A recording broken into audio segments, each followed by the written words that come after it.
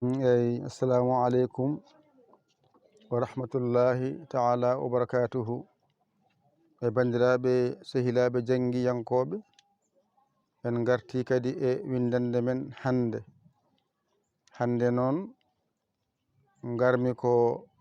wallodirde e maɗa masɗe ñaggunɗa ɗe holno gadirta no ɗe pawirte e dow alkulal nde wonno ko allif adi ɗum saabi gaddanmami allif hankadi mbawen fokkidde dow to noon nan toon limtongo allif jowiɗo allif taƴƴo tiginte ɗum janganoma ɗum ko limto woni ɗon ko jangete e allifaji ko ni poti gara noon masen allif holno masirte ma woni a ma woni an ma woni a porɗo ma woni aa mo kowal walla sidda ɗum sawi mbaɗanmami lesto pular ɓallo haqqille ma o allif o les mum ko a woni ɗon an o les mum an nan ɗon a porɗo pular nan ɗon aa kowal aa sidde nandi ko jahata nan ɗon fof ko a sa ƴeewi lesto wonton ko i e in i poɗɗo e mbadi muɗum i poɗɗo e mbadi muɗum i poɗɗo e mbadi mum yaltani i o ndeka a faami i in i ɗum woodi les iɗo mbaɗanmami i pular in o mbaɗanmami in lesto pular i poɗɗo i poɗɗo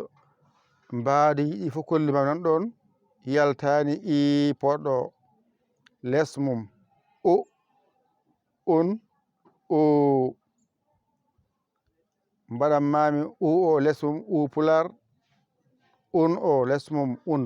pular o poɗɗo les mum u poɗɗo ɗo uji kaaɗi les toɓɓel ngel e walla allif ko masirta hen ko ni foti so ɗo ɗiggi kalɗo allif winda masa a janngani andu ngal ɗo ma alluwal won ɗiggani alluwal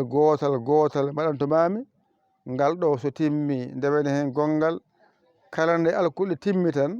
andu kala ko winda a janngani andu koto ma mi wino on noon ko jangete ko eto tan ha mbawa limtongo ɗigga mbawa ɗum jangude mbawa ɗum windude masɗe ma ganda no masirte hankkadi ko heedi tara hedoto tara ngone ene weeɓi ƴeewa tan gando ɗakkoɗa sara makko omo janguinma mo holluma ha jiiya lawol ɗum ɗo woni ko jiɗɗen wallodirde ƴette kuɗi mon e carnet mon mbañirɗon janggon ɗigga on koola e koye mon ƴeewa ton ko camorɗo on ɗakkoɗon sara makko o holla on ha jiiyon lawol on nañamon walla on noon noddon e 00 221 77 906 14 81 mbaɗa yaya mbaɗa li caggitoɗa saggere ma a saggani ko ɗum jinmi heddi ko yo Allah wallu yo Allah newnu yo Allah reen ko musidɗo mon guiɗe mon saabu Allah Yaya li ko Sénégal alhamdulillahi rabbil alamin on jarama wassalam.